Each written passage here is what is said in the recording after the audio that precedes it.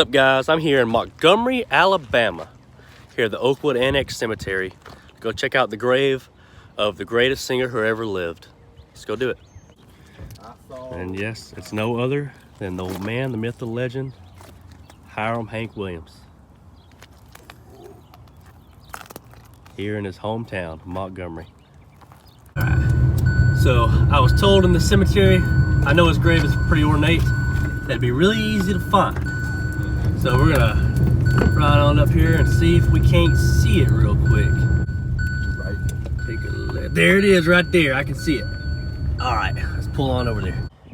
And there they lie for all eternity. Hank Williams, Audrey Williams, here in Montgomery, Alabama. See, the astroturf is what really gives it away. But let's go take a closer look. We'll start with Audrey's. Hank and Audrey here, but right here it says, "Please do not desecrate this sacred spot. Many thanks, Hank Williams Jr." Sacred spot indeed. Now, Audrey also was a singer. She did sing. She was not quite as famous as Hank, but she did sing, and there's quite a few radio recordings of her and him together doing this. But here on her grave, you see 1923 to 1975, and you got AW for Audrey Williams there. And then the guitar. Now, she was not originally here. She actually got moved here in the early 2000s. Hank Jr. paid for her to be moved. She is the mother of Hank Jr. Even though Hank and her were not married at the end of his life, they were true love. They just, Hank had issues. He drank a lot, and Audrey eventually did have to leave him. And Hank, his 100th birthday was recently, so they did do some dedication stuff out here for it. So I think that's why the flowers, but honestly, there's probably flowers quite often. You see the AW for Audrey Williams here, and a little plaque of her, but it says, now I'm so happy, no sorrow in sight. On his side, it says, "Praise the Lord, I saw the light." He wrote that song, one of his most famous recordings. And this words is from Lucretia, her daughter. I'll let you read that if you guys would want to. And then here's a little thing from Hank Jr. himself, Rockin' Randall Hank. And yep, here's the grave of Hiram Hank Williams. He died on New Year's Day, 1953. Like the where he died at is quite debated, but a lot of people believe it was Oak Hill, West Virginia, and I did do a video there, so go check that out at the place that he was found dead. But yeah, Hank was born in Mount Olive, Alabama. Grew up in Georgiana before they moved here to Montgomery. He learned guitar from Rufus T. Tot Payne. He's buried somewhere in Birmingham or in Montgomery, probably in the cemetery, they believe, but it's unmarked. And he was a black man who taught Hank Williams how to play guitar, and sometimes they would play it underneath the porch at his house. As I already mentioned the lyrics there, there's a little thing for him, an array of sunshine there coming out, and Hank Williams here, and he's got a little hat here. He always wore a little cowboy hat, and it says, it's got some of his songs on there. "Man with Broken Hearts," "Just Told Mama Goodbye." And Luke the Drifter was a character he did. He released some albums on it, and he really didn't want them to have his name on there. He just wanted to be Luke the Drifter, but they didn't sell good in the jukebox at the time because people didn't know it was Hank. They never heard the name Luke the Drifter. So later on, the record companies started putting that on there, Hank Williams as Luke the Drifter. And there's some really good albums. There's some spoken word things on there too. But here's some of his hits. "A Mansion on a Hill," that's a good one.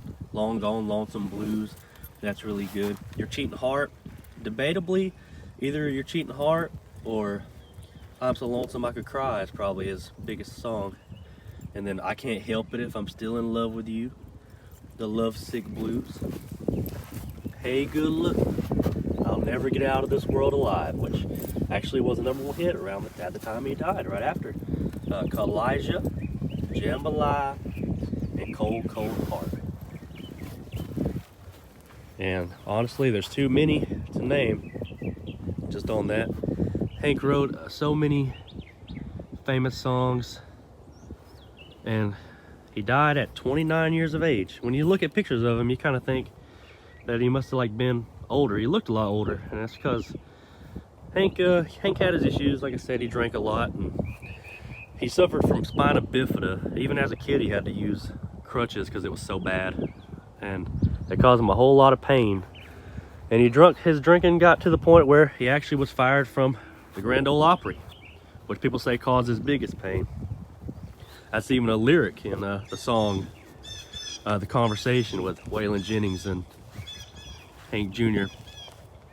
And he never was reinstated to the Opry. It actually was told he'd be reinstated, stories say, if he ever ended up quit drinking. Well, he passed away before that, and he never did get reinstated. And still to this day they haven't. And many publications like that still write off of his name. And rather than just the songs, the enduring legacy of these two is, well, the son that they created as one of the biggest stars in music, American music history and country music history. And I think he did them proud. And Hank and Audrey's grandson and great-grandson and granddaughter are all musicians as well, and pretty well known. I don't know if I ever mentioned it on here, but Hank Williams is my all-time favorite artist. I've heard it said before that Hank wasn't a country artist. He wasn't a rock star. He didn't make country music. He didn't make rock music. He made hurt music. And that's why it can appeal to so many people. Some little mentions. Hank also wrote what some people consider to be one of the earliest rock and roll songs ever, with Move It On Over. Before rock and roll was even invented, Hank was doing something similar. You might have heard that song covered by George Thorogood. It's pretty famous from him, but Hank was the one who did it first. He's definitely the most name-dropped country artist or music artist I can think of. I mean, I can think of multiple songs that mention him today, even ones that aren't so-called country. But yeah, songs like The Conversation, like we said, songs like Hank Williams, You Wrote My Life, songs like The Ride by David Allan Coe about the ghost of Hank Williams, or his song, The Ghost of Hank Williams. Are You Sure Hank Done It That Way? Razzy Bailey and Anywhere There's a Jukebox, he mentions Hank like 3 times and how he understands the songs he sings. My all-time favorite song about Hank Williams, if you don't like Hank Williams, you can kiss my ass. There's plenty of songs about Hank. He was just the man. Hank was the man, and he still is the man, and they all know it. It's important to mention that his mother, Lillian, is buried right here next to him. She outlived Hank by a couple years.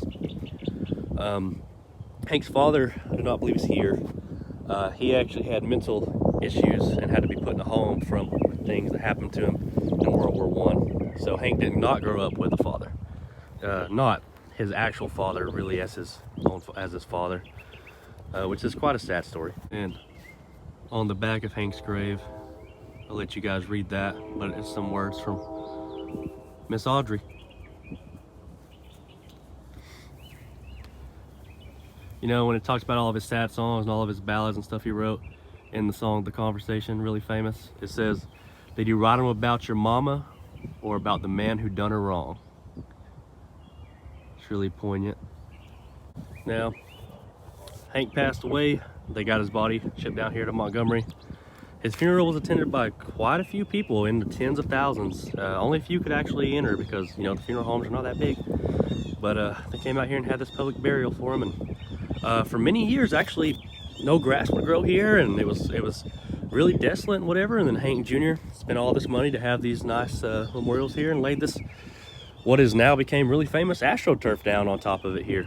And I think it's really a nice touch. I think seeing it here in the sunset's also really nice.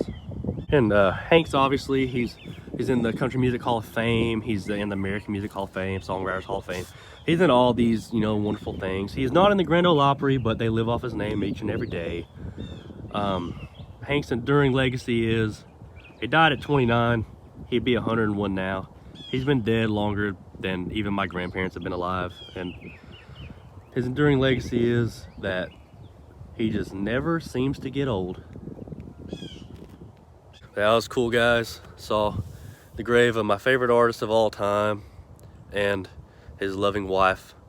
It was a lot of fun. Thank you guys for joining me. There's not much more I can say other than I'll leave you with a line from said song by Hank Williams Jr. "I ain't saying that he was the first or the last, but anybody that don't like Hank Williams, you can kiss our ass." Peace, guys.